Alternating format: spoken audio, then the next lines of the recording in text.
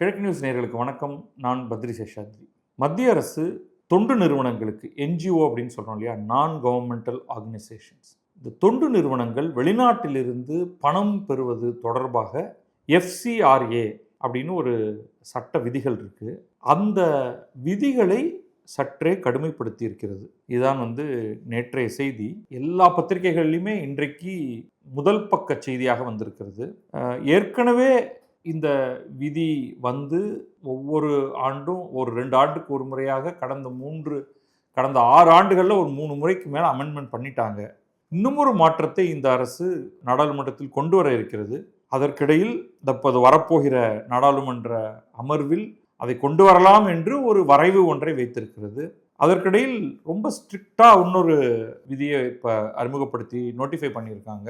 இப்போ பண்ணியிருக்கிறது விதிகளில் சில மாற்றம், சட்டத்து திருத்தம் கிடையாது. அதில் அடிப்படையாக ஒரு 3 பெரிய விஷயத்தை அவங்க கொண்டு வராங்க. அது என்னென்னங்கிறத விரிவாக பார்த்துருவோம். முதல்ல முன்னுமே அவங்க என்ன பண்ணிட்டு இருந்தாங்கன்னா, ஒரு தொண்டு நிறுவனம் ஏதாவது ஒரு 5 தலைப்புகளில் ஏதாவது ஒன்றின் மீது பதிவு செய்திருக்க வேண்டும். உதாரணமாக எஜுகேஷன், கல்வி, இன்னொன்று பொருளாதாரம், 3வது மதம், 4வது சமூகம், 5வது கலை கலாச்சாரம். இப்போ எஜுகேஷன், அது கல்வி அப்படின்னு எடுத்துக்கிட்டிங்கன்னா நீங்கள் பள்ளிக்கூடம் நடத்தலாம், கல்லூரி நடத்தலாம், அல்லது நூலகங்களை நடத்தலாம். பள்ளிக்கூடங்கள் அல்லது கல்லூரிகளில் படிப்பதற்கு உதவித்தொகை, ஸ்காலர்ஷிப் கொடுக்கலாம். ஆராய்ச்சி நிறுவனம் நடத்தலாம், அல்லது திங்க் டேங்க் அப்படின்னு சொல்லக்கூடிய எல்லாமே ஆராய்ச்சி நிறுவனத்துடைய அடிப்படையில் தான் வரும். அந்த மாதிரி ஒன்று பண்ணலாம்.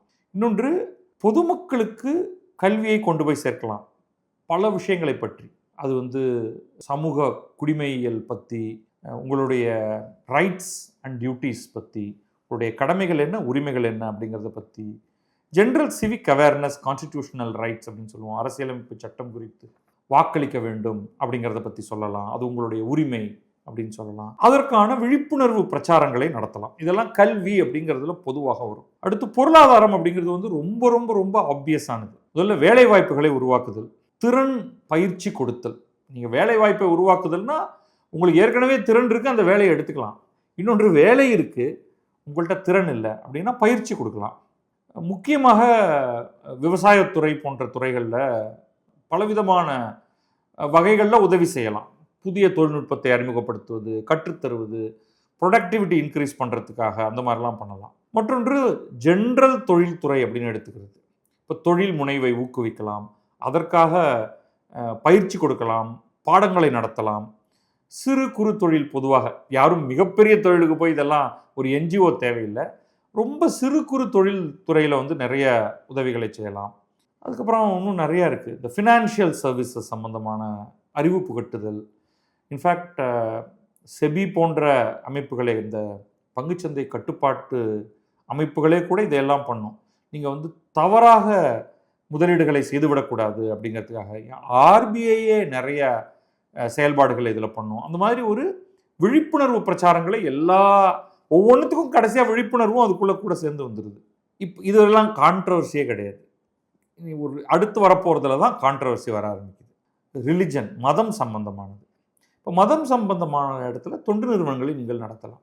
நீங்களே ஒரு மத வழிபாட்டு இடத்தை நடத்தலாம். நீங்கள் ஒரு ட்ரஸ்ட்டை உருவாக்கி, கோவில் ஒன்றை, இப்போ நீங்கள் ஒரு கோவிலை கட்டணும்னா ஒரு ட்ரஸ்ட்டை உருவாக்கி அதன் கீழே தான் கோவில் கட்ட முடியும், சர்ச்சு கட்ட முடியும், அல்லது ஒரு மசூதி கட்ட முடியும். அங்கே மக்கள் வழிபாடு செய்வார்கள். மத கல்வி புகட்டுதல், அதுக்கு ஒரு ட்ரஸ்ட் தேவை. நீங்கள் ஒரு வேத பாடசாலை அமைக்கிறீர்கள், அல்லது இஸ்லாமிய கல்வியை கற்றுத்தரக்கூடிய ஒரு மதரசா ஒன்றை உருவாக்குகிறீர்கள், அல்லது பைபிள் கிளாஸஸ் நடத்துகிறீர்கள் என்றால் அதற்கும் ஒரு ட்ரஸ்ட் ரெஜிஸ்டர் பண்ணி தான் இதை பண்ணணும். அதே மாதிரி யாத்திரை சேவைகள், இங்கேருந்து உங்களை அயோத்தியாவுக்கு கூட்டிகிட்டு போகிறேன், காசி மதுராவுக்கு கூட்டிகிட்டு போகிறேன், துவாரகைக்கு கூட்டிகிட்டு போகிறேன் போன்ற சேவைகள் செய்வது, அல்லது நீங்கள் மெக்காவுக்கோ ஜெருசலமுக்கோ கூட்டிகிட்டு போகிறேன், எல்லாத்துக்குமே இதே மாடல் தான். நான் ஒரு மதத்துக்கு சொல்வது தான் எல்லா மதத்துக்கும். இதில் மதம், இந்த மதம் செய்யலாம், இந்த மதத்துக்கு செய்யக்கூடாது என்றெல்லாம் கிடையாது. அனைத்து அங்கீகரிக்கப்பட்ட மதங்களுக்கும் யூனிஃபார்மாக தான் இது வருது. அது சார்ந்த அதே மாதிரி ஒரு குறிப்பிட்ட மத வழிமுறை இருக்கிறது என்றால் அதை பாதுகாப்பதற்காக என்று நீங்கள் ஒரு ட்ரஸ்ட்டை ஏற்படுத்திக்கலாம். சோஷியல் அப்படிங்கிறது பலதரப்பட்ட சமூகவியல் சார்ந்த விஷயங்கள். நீங்கள் பொதுவாக இது எங்கே நிறையா பார்ப்பீங்கன்னா, சமூக சேவை அப்படின்னு நீங்கள் பொதுவாக முன்னெல்லாம் சொல்லிட்டு இருப்பாங்க. நீங்கள் ஏர்லி ஸ்டேஜ் தமிழ் சினிமாலெலாம் ஒரு பெண்மணி வருவார், என்ன பண்ணுறீங்கன்னா அவங்க சமூக சேவை பண்ணுறேன் அப்படின்னு சொல்லுவாங்க. பொதுவாக வந்து ஏழைகளுக்கு ஏதோ ஒரு விதத்தில் உதவி செய்வது, அவர்களுடைய தனி வாழ்க்கை, பொது வாழ்க்கை, இப்படி பல இடங்களில் வந்து ஏதோ ஒரு விதத்தில் கல்விக்கு வெளியே நீங்கள் எப்படி வாழணுங்கிறதுலேருந்து, நீங்கள் கழிவறையை எவ்வாறு பயன்படுத்துவது, கழிப்பறை கட்டுவதற்கான உதவி, சானிடேஷன் முக்கியமாக தண்ணீரை காய்ச்சி குடிக்க வேண்டும், இதெல்லாம் ஒரு காலத்தில் ரொம்பலாம் சொல்லிக்கிட்டு இருக்க வேண்டி இருந்தது. வந்து ரொம்ப என்ன மாதிரியான உணவை உண்பது, ஆரோக்கியமாக இருப்பது, குடும்ப கட்டுப்பாடு, இது ஒரு மிகப்பெரிய விஷயமாக வந்தது. அதெல்லாத்தையும் வந்து இதுக்குள்ளே கொண்டு வரலாம். பட் ரொம்ப முக்கியமாக ஏதாவது ஒரு பெரும் ஆபத்து, இப்போ நீங்கள் பார்த்தீங்கன்னா சுனாமி வந்தது, அதே மாதிரி உங்களுக்கு மிகப்பெரிய அந்த மழை அல்லது பெரு வெள்ளத்தில் நிறைய பேர் இறந்து போயிடுறாங்க. எங்கேயாவது வந்து நிலநடுக்கம் வருது. இப்போ நம்ம இருக்கிற இடத்துல அதிகமாக கிடையாது, அது நிலநடுக்கம் வரக்கூடிய பல இடங்கள் இருக்குது. அங்கெல்லாம் உடனடியாக அல்லது ஒரு பெரும் தீ விபத்து, அப்போ இந்த சமூக சேவை தொண்டு நிறுவனங்கள் தான் முதல்ல போய் நிற்பாங்க. இதை இன்னும் நீட்டிக்கலாம். நீங்கள் இது ஒரு மாதிரி வந்து இந்த மென்டல் ஹெல்த் எல்லாம் அதுக்குள்ளே கொண்டு வரலாம். ஹெல்த் கேர் அப்படிங்கிறது இதில் ஸ்ட்ரைட்டாகவே வந்துடுது. இப்போ கோவிட் சமயத்தில் எவ்வளவோ பேர் இந்த உதவிகளை செய்தார்கள். அதெல்லாம் இந்த சோஷியல் அப்படிங்கிறதுக்குள்ளே வரும். கல்ச்சுரல், கலை கலாச்சாரம், இது வந்து மொழி, ஓவியம், பண்பாடு, கலைகளில் பலவிதமான சிற்பம், இது எல்லாத்தையும் பாதுகாப்பது. நீங்கள் வந்து ஒரு மியூசியம் ஒன்று, அருங்காட்சியகத்தை நடத்தலாம். தனியார் அருங்காட்சியகங்கள்லாம் இருக்குது. நீங்கள் ஏதேனும் தொல்லியல் சார்ந்த விஷயங்களை செய்வதற்கும் நீங்கள் இதற்கான ஒரு ட்ரஸ்ட் ஒன்றை ஏற்படுத்திக்கலாம். கலாச்சார திருவிழாக்களை நடத்துவதற்கு புக் ஃபெஸ்டிவல்ஸ்லாம் கேள்விப்பட்டிருக்கீங்க. அதே மாதிரி வந்து cultural festival, Pongal cultural festival, jallikattu cultural festival, இந்த மாதிரியாக நீங்கள் நிறைய கலாச்சார பண்டிகைகளை நடத்துவதற்கும் இந்த ட்ரஸ்ட்டை வந்து நீங்கள் ஏற்படுத்திக்கலாம். இப்போ இந்த மாதிரி ஒரு என்ஜிஓவை ஏற்படுத்தும் பொழுது நீங்கள் முன்னாடியே இந்த ஒரு சட்டத்திட்டங்கள் இருந்தது. நீங்கள் இதில் எதன் அடிப்படையில் வருகிறீர்கள் அப்படின்னு பேர் கொடுத்தா போதும். பட் இப்போ என்ன பண்ணிட்டாங்கன்னா அதை ஸ்ட்ரிக்ட் ஆக்கிட்டாங்க. நீ எஜுகேஷன்னு நீ ரெஜிஸ்டர் பண்ணேன்னா எஜுகேஷன் மட்டும்தான் பண்ணணும். நீ எஜுகேஷன்னு ரெஜிஸ்டர் பண்ணிவிட்டு நான் வந்து மத சம்பந்தமான வேலைகளை பண்ணுவேன் அப்படின்னு சொல்ல முடியாது. அல்ல, அப்படின்னா நீங்கள் வந்து அதுக்கு என்ன, நான் மத சம்பந்தமான வேலைகளை பண்ணுறதுக்குன்னா நீ தனி ட்ரஸ்ட் வச்சுக்கோ, அது தனியாக ரெஜிஸ்டர் பண்ணு. இது வந்து ரொம்ப முக்கியமாயிருது. இது ஏன்னா அந்த ஃபாரின் கான்ட்ரிபியூஷன் வரும்பொழுது அங்கே தான் இங்கே ரொம்ப முக்கியமானதே. என்னத்துக்காக நீ ஃபாரின் கான்ட்ரிபியூஷன் பணம் வருது? இப்போ முதல்ல நம்ம ஒரு 2-3 விஷயங்களை இன்னும் கொஞ்சம் ஆழமாக புரிஞ்சுக்க பார்ப்போம். இந்த எந்த கட்டுப்பாடுகளும் உள்நாட்டு பணத்தை வைத்துக்கொண்டு நடத்துவதற்கு கிடையாது. இந்த சட்டத்திட்டங்கள், கட்டுப்பாடுகள் எல்லாமே வெளிநாடுகளிலிருந்து பணம் பெறுவோருக்கு மட்டும்தான். நீங்கள் இந்தியாவுக்குள்ள ஒரு தொண்டு நிறுவனம் ஏற்படுத்தி அந்த தொண்டு நிறுவனத்துக்கு இந்தியாவுக்குள்ளாக பணம் திரட்டினால் நீங்கள் என்ன வேணாலும் பண்ணலாம். அதுக்கு ரெஸ்ட்ரிக்ஷன்ஸ் கிடையாது அல்லது மிக மிக குறைவு. ஆனால் அந்நிய பணம் வருகிறது என்றால் நீங்கள் அதை எதற்கு பயன்படுத்துகிறீர்கள், அதை ரெஜிஸ்டர் பண்ணுங்க அப்படின்னு சொல்லியிருக்காங்க. இது நம்பர் 1. அந்த என்ன காரணம் அப்படிங்கிறதும் அந்த காரணத்தில் மாற்றம் ஏற்படக்கூடாது அப்படிங்கிறது முதல். 2வது என்ன ஜியாகிரஃபி. நீங்கள் தமிழ்நாட்டில் ரெஜிஸ்டர் பண்ணிடுறீங்க, ஆனால் இயங்குறது என்னவோ மகாராஷ்டிராவில், அதை அனுமதிக்க முடியாது அப்படின்னு இப்போ சொல்கிறாங்க. நீங்கள் அதை ரெஜிஸ்டர் பண்ணுங்கள். நான் வந்து தமிழ்நாட்டிலையும் கேரளாலையும் இந்த குறிப்பிட்ட துறையில் நான் இயங்க போகிறேன் அப்படின்னா அதை ரெஜிஸ்டர் பண்ணுங்கள். இது 2வது. இந்த ஜியோகிராஃபிக்கல் ரெஸ்ட்ரிக்ஷன்.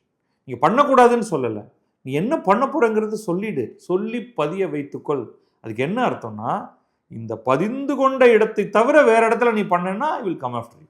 3வதாக கண்காணிப்பதற்கு ஏதுவாக நீங்கள் வெப்சைட் வச்சுருக்கீங்களா, சோஷியல் மீடியா ஹேண்டில் வச்சுருக்கீங்களா, அது எல்லாத்தையும் எங்களுக்கு டிஸ்க்ளோஸ் பண்ணுங்கள். இந்த 3 தான் வந்து பெருசாக நான் பார்க்குறேன். இது வந்து நான் சில பத்திரிகைகளில் கம்பேர் பண்ணி பார்த்ததில் கிடைச்சது. ஸோ இதை வந்து என்னென்ன அப்படிங்கிறது இது தாண்டி இன்னும் கொஞ்சம் இருக்குது. இப்போ உதாரணத்துக்கு என்ன சொல்கிறாங்க அப்படின்னா, வெளிநாட்டை சேர்ந்தவர்கள் உங்களுடைய ட்ரஸ்ட்டில் இருப்பது பொதுவாக ஏற்றுக்கொள்ளப் போவதில்லை. இப்போ நீங்கள் ஒரு ட்ரஸ்ட் ஆரம்பித்து அதில் ஒரு டச்சுக்காரர், ஒரு ஃப்ரெஞ்சுக்காரர், ஒரு அமெரிக்கன், அவங்கள வந்து அதில் ட்ரஸ்டியாக சேர்த்து கொண்டு அந்த ட்ரஸ்ட்டை நடத்துவதை, ஃபாரின் ரெமிட்டன்ஸ் அவர்கள் மூலமாக உள்ளே வருவதை இந்த விதிகள் விரும்புவதில்லை. என்ன ஒரே ஒரு வேரியேஷன் அப்படின்னா, அவர் இந்தியன் ஆரிஜினாக இருக்கும் பட்சத்தில் ஓகே, அதாவது என்ஆர்ஐ நம்ம சொல்கிறோம் இல்லையா, என்ஆர்ஐ அல்லது ஓவர்சீஸ் சிட்டிசன் ஆஃப் இந்தியா, இந்தியராக இருந்து வேறு நாட்டோடைய குடியுரிமை வாங்கி கொண்டார் என்றால் okay. Other than those of Indian origin. இப்போ இந்தியாவிலேருந்து பல பேர் அமெரிக்கா போயிடுறாங்க. அமெரிக்கா போய் அங்கே அமெரிக்க குடியுரிமை வாங்கிடுறாங்க.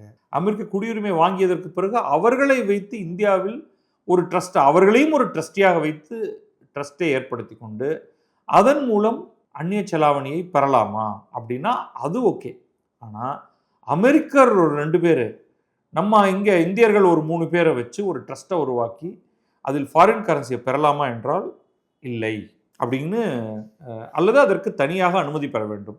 ஸோ ஆர்டினரிலி நாட் அலௌட் அப்படின்ட்டு அரசுதழில் நோட்டிஃபிகேஷன் கொடுத்துருக்காங்க. இதை தவிர இன்னும் பல விஷயங்கள் நம்ம வந்து கூடிய விரைவில் நாடாளுமன்றத்தில் ஒரு சட்டமாக வரலாம். அதை அவங்க ஃபைல் பண்ணும்பொழுது நம்ம அதை பற்றி தீவிரமாக பார்க்கலாம். இது வந்து கடந்த சில ஆண்டுகளில் ஏற்கனவே பல அமெண்ட்மெண்ட் வந்திருக்கு அப்படிங்கிறத பார்க்குறோம். அதான் நான் ஏற்கனவே சொல்லிட்டேன், இந்த ஒவ்வொரு அப்ளிகேஷன்லையும் எங்கே என்ன பர்பஸுக்காக ரெஜிஸ்ட்ரேஷன், அந்த லிஸ்ட் ஆஃப் பர்பஸஸை தாண்டி நீங்கள் வேறு எதுவும் செய்யக்கூடாது. எந்த ஸ்டேட்ஸில் எந்த யூனியன் டெரிட்டரியில் நீங்கள் இயங்க போகிறீர்கள் அதை தாண்டி வேறு செய்யக்கூடாது. நீங்கள் என்ன பர்மிஷன் வாங்குறீங்களோ அதுக்குள்ளே தான் இருக்கணும் அப்படிங்கிறது. கூடவே வந்து நாம் சொன்ன மற்றதெல்லாம் ஏற்கனவே சொல்லியாச்சு. இப்போ இது தவிர இன்னும் பல விஷயங்கள் இருக்குது, நான் அதெல்லாம் ஸ்கிப் பண்ணுறேன். 2011 கொண்டு வந்த சட்டம் இது. 2016, 2018, 2020ன்னு 2 ஆண்டுக்கு ஒரு முறை, கடந்த ஒரு 3 முறை பண்ணிட்டாங்க. இப்போ 2020க்கு பிறகு 2026 ஒரு பில், ஒரு மசோதா ஒன்று கொண்டு வந்துட்டாங்க. ஃபாரின் கான்ட்ரிபியூஷன் ரெகுலேஷன் அமெண்ட்மெண்ட், தான் FCRA பில் 2026. இதைத்தான் வந்து சட்டமாக கொண்டு வரணும்னா நாடாளுமன்றத்தில் கொண்டு வரணும். இதுக்கு நிறைய எதிர்ப்பு இருக்கு. முக்கியமாக இதற்கான எதிர்ப்பு வந்து மத அமைப்புகள்லேருந்து வர ஆரம்பிக்குது. ஸோ அதில் வந்து ஒரு இந்த முஸ்லீம் தரப்பில் இந்த வழக்குகளை வாதாடி ஒருவர் சொல்கிறாரு, இந்த FCRA மூலமாக பெருமளவு பணம் உள்ள வருது, அதை எப்படி சூப்பர்வைஸ் பண்ணுறது, அதை எப்படி அதை மேலாண்மை செய்வது அப்படிங்கிறத விட்டுட்டு அதை சோக் பண்ண பார்க்குது இந்த அரசு, கிராக் டவுன் பண்ண பார்க்குது, வெளியிலிருந்து பணம் உள்ளே வருவதை தடுக்க பார்க்கிறது. இது வந்து முக்கியமாக கிறிஸ்டியன் முஸ்லீம் அமைப்புகளை அட்டாக் பண்ணுறது தான் இதோடைய நோக்கமாக இருக்குது அப்படிங்கிறது வந்து அவருடைய கருத்து, ஒருவருடைய கருத்து. இன்னொருவர் என்ன சொல்கிறாருன்னா, இந்த ஜியோகிராஃபிக்கல் ரெஸ்ட்ரிக்ஷன் அப்படிங்கிறது வந்து கொஞ்சம் அபத்தமாக இருக்குது. இப்போ உதாரணத்துக்கு டிராஃபிக்கிங், அதாவது ஆள் கடத்தல். இப்போ ஒரு NGO வந்து இந்த ஆள் கடத்தலை தடுக்க முனைகிறதுன்னு வச்சுக்கோம். அது தமிழ்நாட்டில் ரெஜிஸ்டர் ஆகிருக்கு. ஆனால் கடத்தப்படும் ஒரு சிறுவன் அல்லது ஒரு பெண், பொதுவாக பார்த்தீங்கன்னா குழந்தைகள் கடத்தல், சிறுவர்கள் கடத்தல் அல்லது பெண்கள் கடத்தல், இதுதான் பொதுவாக நடக்கிறது. அப்படி கடத்துறவங்க வந்து கடத்தி கொண்டு போய் மாநிலம் மாறி போய்டுறாங்க. அப்போ இந்த NGO என்ன பண்ணணும்? தமிழ்நாட்டு எல்லைக்குள்ளே வந்தோடனே அப்படி நின்றுடணுமா? ஸோ அவங்க வந்து மேற்கொண்டு தகவல் சேகரித்து கொண்டு வரும்பொழுது அவங்களுக்கு இது ஒரு பெரிய சுமையாக இருக்காதா அப்படின்னு ஒரு நியாயமான கேள்வி கேட்குறாரு. அப்படிப்பட்ட நிலையில் அதில் ஒன்றும் பிரச்சனை இருக்கிற மாதிரி எனக்கு தெரியல. நீங்கள் வந்து நாங்கள் தமிழ்நாட்டில் ஆள் கடத்தலை தடுப்பது தான் எங்களுடைய நோக்கம், ஆனால் நாங்கள் ஆப்ரேட் பண்ணக்கூடிய பகுதி இந்தியா அப்படின்னு சொல்லுங்களேன். மேபி அதுக்கான ஃபீ கொஞ்சம் அதிகமாக இருக்குமா என்னன்னு தெரியல. இப்போ யாருமே வந்து உங்களை ரெஸ்ட்ரிக்ட் பண்ணலை, ஆனால் நீங்கள் எங்கெல்லாம் இருக்க போகிறீங்க அப்படிங்கிற தகவலை சொல்லணும் அப்படிங்கிறது தான் வந்து இங்கே இதோடைய நோக்கமாக இருக்குது. இப்போ இது வந்து தகவலுங்க. இப்போ நம்ம வந்து கோர் பாயிண்ட்டுக்கு வருவோம். என்ன பிரச்சனை அப்படின்னு பார்த்தீங்கன்னா, இப்பொழுது இருக்கக்கூடிய பாரதிய ஜனதா அரசு 2-3 இடங்களில் வெளிநாடுகளிலிருந்து வரக்கூடிய பணத்தை கண்டு அஞ்சுகிறது. ஒன்று வந்து மத சம்பந்தமானது, மத மாற்றம் சம்பந்தமானது. அது வந்து அவங்களுக்கு ஒரு மிகப்பெரிய ஒரு அச்சுறுத்தலாக பாரதிய ஜனதா கட்சி அதை பார்க்கிறது. அது வந்து இந்துத்துவ இயக்கங்கள் ரொம்ப காலமாகவே இதை பற்றி பேசி வந்து கொண்டிருக்கிறார்கள். ஆனால் அதற்கான செயல்முறை என்ன? இப்போ அதனால் வந்து மத மாற்றம் என்பது நடக்கக்கூடாதா, மத பிரச்சாரம் என்பது நடக்கக்கூடாதா?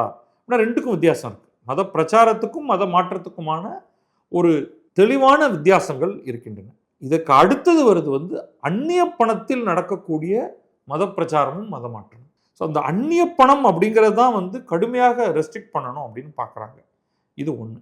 2வது விஷயம் வந்து இதில் என்னென்ன ரிஸ்க் இருக்குது அப்படின்னா, பர்டிகுலர்லி ஏற்கனவே வந்து அந்த NGOக்கான அனுமதி தரும் பொழுது, இந்த ட்ரஸ்ட்களை உருவாக்கும் பொழுது அல்லது எஃப்சிஆர்ஏ பணம் உள்ளே வரும்பொழுதே தெளிவாக இன்னொன்றும் ஒரு ஒரு உறுதிமொழி நீங்கள் கொடுக்கணும். அந்த உறுதிமொழியில் இந்தியாவின் ஒருமைப்பாட்டுக்கு எந்த விதத்திலும் குந்தகம் விளைவிக்க மாட்டோம், கூடவே சுற்றி இருக்க அது பிற நாடுகளில் எந்த டீஸ்டெபிலைசேஷனும் பண்ண மாட்டோம், அவர்களுடைய நாட்டில் குழப்பத்தை ஏற்படுத்த மாட்டோம் அப்படிங்கிறதுக்கும் ஒரு உறுதிமொழி கொடுக்கணும். ஆனால் சமூக காரணங்களுக்காக அப்படின்னு உருவாக்கப்படக்கூடிய பல்வேறு என்ஜிஓக்கள் ஏதோ ஒரு குறுக்கு வழியில் அரசியலில் தலையீடு செய்கிறாங்க. அதை நீங்கள் பல இடங்களில் பார்க்கலாம். இப்போ நம்ம மதத்தை தள்ளி வச்சுப்போம். மதத்துக்கான ஒரு ஒரு இஷ்யூ ஒன்று இருக்குது அப்படிங்கிறத நம்ம இக்னோர் பண்ண முடியாது. பட் மதம் மட்டும் இல்லை, இங்கே நிறையா ஒரு 2-3 விஷயம் கேள்விப்பட்டிருப்பீங்க. ஒன்று, இந்த ஜார்ஜ் சோரோஸோடைய பேர் வரும். பொதுவாக நான் இந்த அரசியல் சதித்திட்டங்கள், இந்த பொலிட்டிக்கல் கான்ஸ்பிரசி, அதிலலாம் நான் அதை அதிகமாக நம்புபவன் கிடையாது.